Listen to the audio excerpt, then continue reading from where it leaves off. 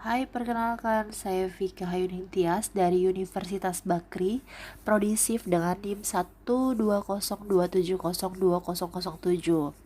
Video ini saya buat untuk tugas akhir konsep sistem informasi. Saya mengambil tema enterprise system. Lalu apa sajakah yang akan saya bahas di dalam video ini tentang enterprise system? Lanjut ke slide berikutnya. Konten dari isi video ini dalam pembahasan enterprise system adalah apa arti enterprise system itu sendiri, tipe dari enterprise system, kenapa enterprise system itu sangat penting, tantangan dalam penerapan enterprise system, bagaimana enterprise system itu bekerja dan perbedaan antara enterprise system dan ERP. Menurut Kale, pada tahun 2019, enterprise system adalah sistem informasi yang mengintegrasikan proses bisnis. Sekarang mari kita bahas mengenai arti dari enterprise system itu sendiri.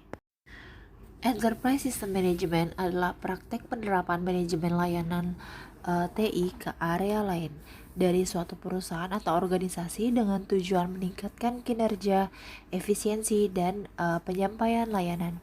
Singkatnya, ini mengambil apa yang bekerja dengan baik dalam IT Service Management dan menerapkannya ke seluruh perusahaan. Tujuan utamanya menciptakan nilai dan mengurangi biaya dengan membuat informasi yang tepat tersedia bagi orang yang tepat pada waktu yang tepat untuk membantu mereka membuat keputusan yang baik dalam mengelola sumber daya secara proaktif dan produktif. Marcus Antenis mendefinisikan enterprise system adalah paket perangkat lunak komersial atau commercial software package yang memungkinkan integrasi data yang berorientasi transaksi dan proses bisnis di seluruh organisasi dan mungkin akhirnya di seluruh rantai pasokan antar organisasi.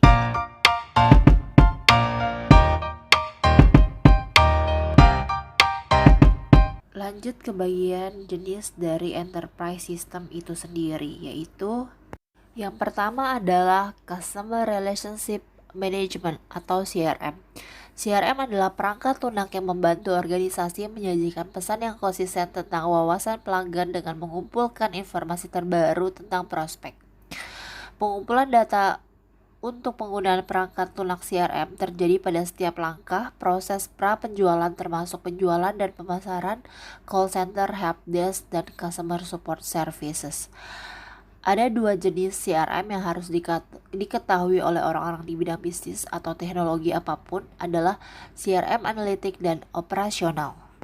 CRM operasional, sistem ini berfokus pada otomatisasi bagian bisnis yang dihadapi pelanggan, seperti komunikasi yang ditargetkan dan penawaran kepada pelanggan. CRM analitik, sistem ini berfokus pada analisis data pelanggan untuk meningkatkan nilai pelanggan dan perusahaan. CRM ini mencakup data seperti riwayat penjualan, skor kredit, loyalitas pemasaran, peluang, data customer, invoice, purchase order, pengiriman campaign, dan lain-lain. Menurut ulasan PC Magazine, beberapa contoh CRM yang paling populer yang digunakan oleh perusahaan meliputi Salesforce CRM. Platform ini berfungsi untuk perusahaan menengah serta bisnis yang tidak terlalu biasa dengan CRM. Model layanannya didasarkan pada otomatisasi dengan memusatkan prospek dan data profil pelanggan. Jadi sistem perusahaan ini termasuk dalam kategori perangkat lunak umum. Yang kedua adalah HubSpot CRM. HubSpot menyediakan layanan dan alat untuk perusahaan pemasaran dan penjualan. Layanan dapat mencakup manajemen konten dan analisis web. HubSpot termasuk dalam kategori entry software. Yang ketiga adalah Zoro CRM. Tidak seperti HubSpot, perangkat lunak CRM ini selaras dengan menawarkan alat manajemen proyek kepada perusahaan dan karyawan. Layanan ditawarkan perangkat lunak sosial jenis ini mencakup kata spreadsheet dan wiki. Yang keempat adalah Freshsales CRM. Freshsales adalah perangkat lunak CRM berbasis cloud yang menawarkan manajemen penjualan industri, acara, dan layanan pelacakan prospek. Lanjut ke ERP, Enterprise Resource Planning. dirancang untuk memfasilitasi proses lintas fungsi perusahaan. Perangkat lunak ini memungkinkan perusahaan untuk menghilangkan inkonsistensi dan duplikasi upaya selama operasi, berbagi data praktik standar di seluruh perusahaan, dan mengakses informasi dalam real-time environment. Dalam memilih platform perencanaan sumber daya perusahaan, organisasi harus mempertimbangkan berbagai modul ERP yang selaras dengan tujuan strategis, ekonomi, dan teknis mereka. Mari kita lihat lebih dekat beberapa area fungsional tersebut. Manufaktur, teknik kapasitas penjadwalan, kontrol kualitas, alur kerja, dan manajemen masa pakai produk adalah beberapa fungsi inti yang dapat termasuk dalam modul manufaktur sistem ERP. Akuntansi keuangan, dengan merampingkan tugas pengelolaan kas dan fungsi akuntansi lainnya, sistem ERP dapat menawarkan kinerja dan wawasan data real time kepada bisnis sambil memastikan kepatuhan terhadap keuangan. Sumber daya manusia, modul sumber daya manusia dalam sistem ERP dapat mencakup alat untuk mengumpulkan dan menafsirkan data tentang pelatihan, perekrutan, penggajian, tunjangan, pensiun, dan manajemen keragaman. Manajemen SDM juga dapat memantau dan mengukur indikator kinerja utama atau KPI untuk masing-masing karyawan, peran kerja, dan departemen. Sebuah studi 2018 oleh Elite Market Research memperkirakan pasar ERP berbasis cloud global akan mencapai 30 juta US dollar pada tahun 2023 dengan perangkat lunak dan layanan profesional sebagai segmen yang tumbuh paling signifikan. Amerika Utara dianggap sebagai pengadopsi tertinggi ERP berbasis cloud, meskipun kawasan Asia Pasifik diperkirakan akan tumbuh pada tingkat yang tinggi juga. Lanjut ke SCM atau Supply Chain Management. Jenis ketiga dari aplikasi perusahaan adalah sistem manajemen rantai pasokan. Rantai pasokan atau supply chain mengacu pada kumpulan orang, tugas, peralatan, dan sumber daya lain yang diperlukan untuk memproduksi dan memindahkan produk dari vendor ke pelanggan. Sistem manajemen ini memfasilitasi kemitraan terpadu di antara semua barang, layanan, dan poin pelanggan.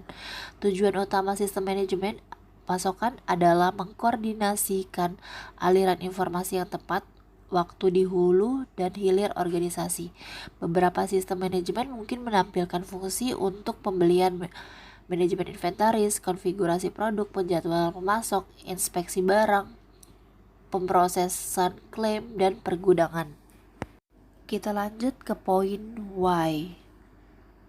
Enterprise System dapat mengintegrasikan proses bisnis seperti penjualan, manajemen keuangan, manajemen sumber daya manusia, dan manajemen inventaris ke dalam satu platform yang memudahkan Anda dan karyawan Anda untuk melakukan pekerjaan Anda dan mendapatkan akses ke data penting yang dibutuhkan. Pertimbangkan kelebihan dan kekurangan sistem bisnis perusahaan untuk mendapatkan manfaat maksimal bagi bisnis kecil Anda. 1. Produktivitas dan fleksibilitas yang lebih baik. Manfaat utama dari enterprise system adalah membuat pekerjaan manajer dan karyawan lebih mudah. Sistem ini mengotomatiskan proses bisnis yang berulang sehingga staf Anda lebih produktif. Misalnya sistem ini mungkin mengirimkan email penjual, memproses pembayaran karyawan, atau bahkan menempatkan pesanan inventaris otomatis. Pada saat yang sama, sistem ini membantu mengatur informasi penting di tempat yang mudah diakses dimanapun lokasinya. Itu berarti semua karyawan Anda akan memiliki akses ke data yang diperlukan untuk melakukan pekerjaan mereka, bahkan jika mereka bekerja dari rumah atau melakukan pekerjaan lapangan. 2. Perencanaan bisnis yang lebih mudah. Manfaat lain dari enterprise system adalah mempermudah pembuatan rencana bisnis dan melacak bagaimana perusahaan Anda mencapai tujuannya. Baik Anda ingin memeriksa bagaimana produksi berjalan, memantau pengeluaran bisnis Anda, atau melihat hasil kepuasan pelanggan. Seringkali semudah melihat dashboard online yang mengelompokkan informasi ini ke dalam bagan dan tabel yang mudah dibaca. Sistem ini juga memiliki kemampuan peringatan yang dapat memberitahu Anda ketika potensi masalah terjadi, seperti lonjakan cacat produksi atau persediaan yang rendah. 3. Peningkatan pencatatan dan kepatuhan. Menggunakan enterprise system juga dapat menguntungkan perusahaan Anda dalam hal pencatatan dan kepatuhan. Berkat sistem keamanan bawaan, data yang Anda kumpulkan di sistem perusahaan tidak memiliki risiko kehilangan atau pencurian meskipun risikonya tidak nol. Pada saat yang sama, data tersebut berguna ketika Anda memerlukan bukti kinerja bisnis Anda untuk beberapa badan pengatur. Universitas Scranton menyarankan bahwa sistem ini memudahkan untuk memenuhi persyaratan Sarbanes-Oxley Act mengenai inventaris dan manajemen aset. Lanjut ke tantangan dari enterprise system. Pertama ada tantangan biaya enterprise system. Salah satu tantangan enterprise system untuk usaha kecil adalah biaya investasi, yang pada akhirnya akan bergantung pada jumlah pengguna, tingkat penyesuaian, jenis lisensi, perpetual atau langganan, dan modul aplikasi yang diinginkan. Tergantung pada sistem yang Anda pilih, Anda dapat membayar biaya berlangganan tahunan dan biaya pemeliharaan yang melampaui biaya lisensi awal, dan Anda mungkin juga harus membeli perangkat keras yang baru. Kedua, pekerjaan tambahan untuk implementasi. Tantangan lainnya adalah pekerjaan tambahan yang harus Anda lakukan agar sistem siap digunakan secara optimal di perusahaan Anda. Anda mungkin perlu menyesuaikan modul untuk apa yang Anda gunakan untuk bisnis Anda, melatih karyawan Anda dengan cara penggunaan sistem, dan mungkin memigrasikan data dari sistem yang ada pada saat yang sama. Anda harus meyakinkan karyawan dan manajer Anda untuk benar-benar ingin menggunakan sistem tersebut. Semua ini membutuhkan waktu yang harus Anda ambil dari tugas bisnis lainnya. Ini bisa menjadi tantangan jika Anda sudah berjuang dengan tuntutan lainnya. Lanjut, perusahaan memiliki arti yang lebih luas daripada korporasi. Bisnis apapun dapat beroperasi sebagai perusahaan, tergantung pada struktur dan komunikasi yang terlibat dalam aktivitas perusahaan. Perusahaan pada dasarnya berarti bahwa perusahaan memiliki beberapa tingkat, lokasi, divisi, atau departemen yang semuanya berkolaborasi untuk mencapai tujuan bisnis gambaran besar. Perusahaan biasanya masuk ke bisnis. Seluruh kategori perangkat lunak dikenal sebagai perangkat lunak manajemen risiko perusahaan (IRM) yang membantu bisnis mengelola proses mereka. Manajemen hubungan pelanggan sering disebut sebagai proses bisnis perusahaan karena melibatkan kolaborasi antara karyawan di semua departemen perusahaan. Sekarang mari kita lihat perbedaan antara ERP dan enterprise system. Perangkat lunak ERP adalah aplikasi bisnis yang menawarkan solusi untuk berbagai departemen sebagai modul. Sedangkan enterprise system dapat mencakup ERP, supply chain management, dan customer relation management. Perangkat lunak perencanaan sumber daya perusahaan atau ERP diimplementasikan untuk meningkatkan fungsi internal bisnis, sedangkan enterprise system diimplementasikan untuk fungsi eksternal dan orang-orang seperti pemasok, pelanggan, dan sebagainya.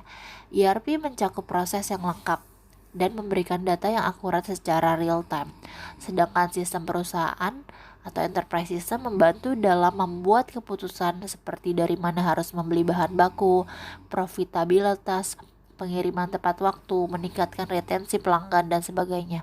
ERP hadir dengan database dan berbagai arsitektur di mana IS tidak memiliki arsitektur apapun. IS menggunakan data yang tersedia dengan organisasi. Modul ERP dapat dikustomisasi sesuai kebutuhan bisnis, tetapi IS tidak memerlukan perubahan atau penyesuaian apapun yang biasanya digunakan, dan bisnis dijalankan sesuai dengan saran dari aplikasi ini.